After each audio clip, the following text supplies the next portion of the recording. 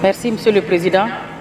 Je voudrais tout d'abord vous remercier et remercier le peuple canadien et le gouvernement pour son hospitalité.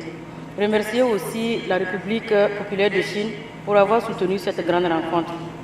Monsieur le Président, Excellences, Mesdames et Messieurs, mon pays, le Burkina Faso, à travers son gouvernement, est conscient des enjeux vitaux de la conservation de la diversité biologique et met en œuvre des actions multiformes. C'est ainsi que, dans son référentiel de développement, le Burkina a retenu un objectif stratégique qui est d'inverser la tendance de la dégradation de l'environnement et des ressources naturelles pour favoriser la résilience climatique et la réduction des émissions des gaz à effet de serre. En effet, la monographie sur la biodiversité du Burkina Faso, élaborée en 2020, fait ressortir que le pays compte 531 espèces ligneuses, 1779 espèces herbacées, 301 espèces cultivées, 123 espèces de mammifères sauvages, 120 espèces de poissons, 520 espèces d'oiseaux sauvages, etc. Ce patrimoine constitue une composante majeure des grands équilibres environnementaux de notre pays et un cadre essentiel de la diversité biologique sous-régionale.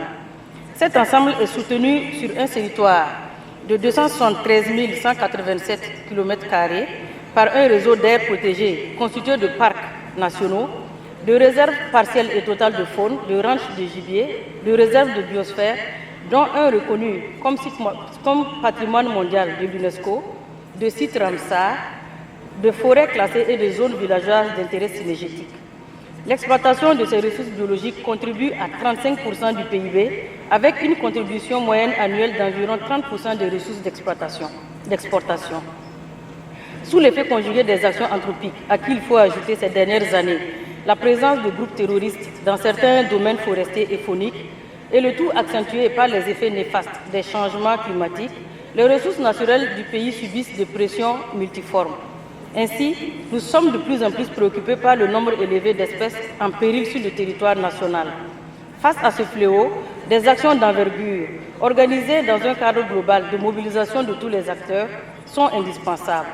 C'est pour cela que le Burkina Faso est solidaire avec l'appel de Kigali, la déclaration de Kunming en Chine, l'appel de l'Union africaine et de la CEDEAO, et soutient également les éléments majeurs inscrits dans les cibles du cadre mondial de la diversité biologique de l'après-2020.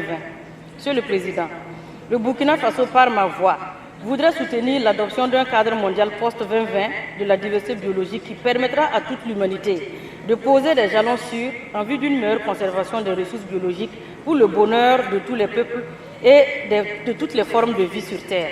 Toutefois, il est conscient de la nécessité impérieuse qu'un mécanisme efficace soit mis en place pour la mobilisation de ressources qui permettra le financement additionnel de la biodiversité. Ainsi, il soutient la position du groupe africain sur cette question de la mobilisation conséquente des ressources. Je vous remercie, Monsieur le Président.